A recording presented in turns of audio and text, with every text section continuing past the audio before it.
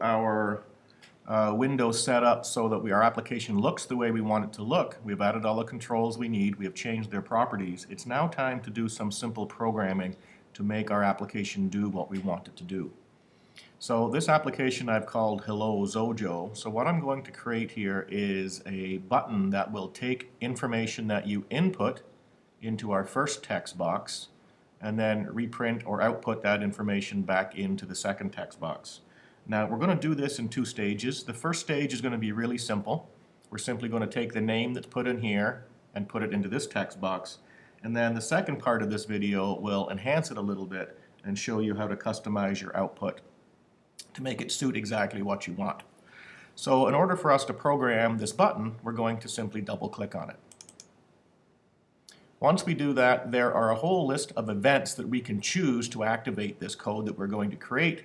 The first one we're going to use is simply to choose action.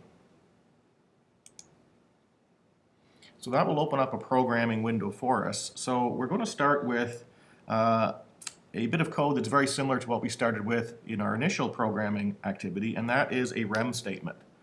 So a rem statement in XOJO starts with 2 forward slashes, and I'm going to put in some information here.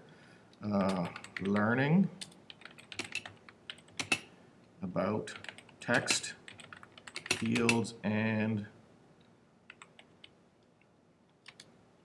string variables.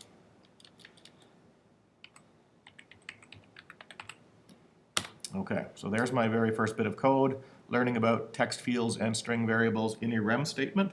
So now what I want to do is establish a variable. And I'm going to do this the exact same way we did in the QBasic activity. Dim for dimension, your name as string. Now this should look very similar to what you learned in QBasic because it's exactly the same, which makes our life easy to start with. So what I want to do now is take that variable that the user is going to input, and we've created a string because we're collecting letters in a text box. We're collecting someone's name. We're going to save this as a variable, and we're going to take the information that's put into the enter name box and store it as your name. So our next line is going to be your name, which is the variable we created, is going to equal whatever is put into the enter name.text box that we had created.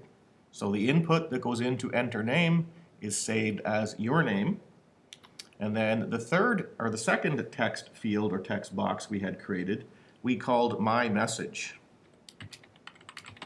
So my message.text, notice we're putting the name of the control and the type of control that it is going to equal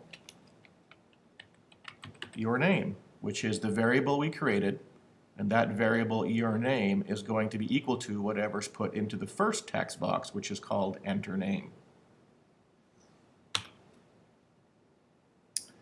Okay, let's see what happens. Let's hit play.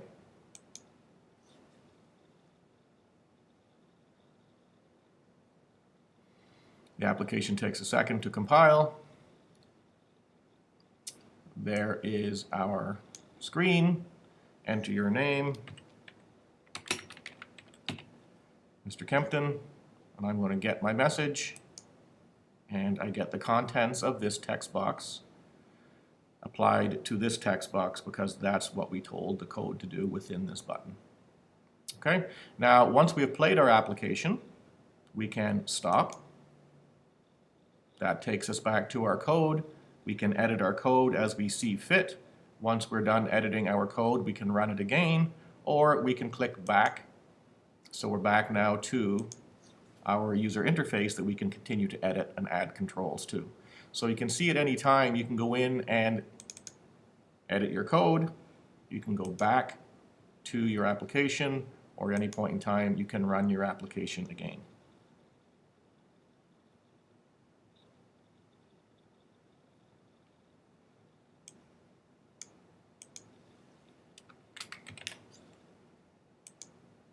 Okay, good luck.